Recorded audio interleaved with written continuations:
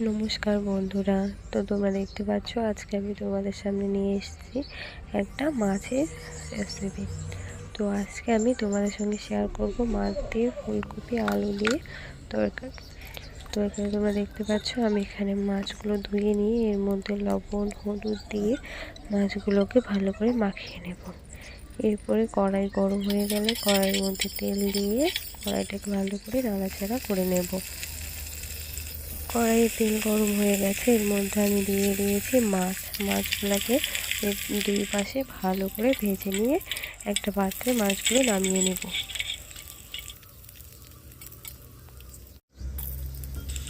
মাছগুলো নামিয়ে নিয়ে ওই তেলে আমি ফুলকপিগুলোকে একটু লবণ আর হলুদ দিয়ে ভেজে নেব।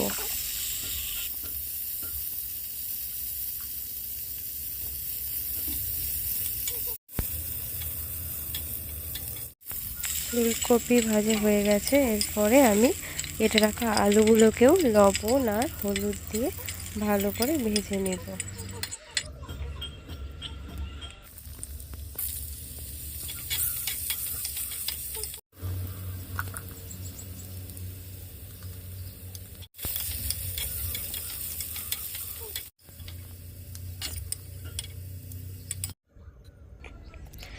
এরপর আমি কড়াইয়ে সামান্য তেল দিয়ে জিরে ফোড়ন আর দেব অল্প একটু তেজপাতা ফোড়ন দিয়ে ভালো করে নাড়াচাড়া করে এর মধ্যে আমি দিয়ে দেবো ভেজে রাখা ফুলকপি আর আলুগুলো দিয়ে একটু নাড়াচাড়া করে নেব।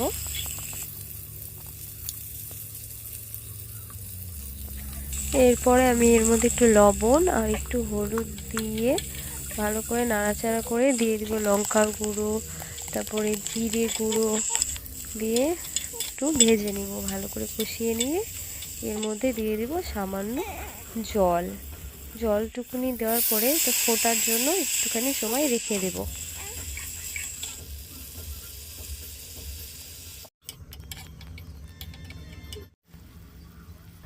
এখানে ঝোলটা ভালো করে ফুটে গেছে, এর মধ্যে আমি দিয়ে দেবো ভেজে রাখা মাছ।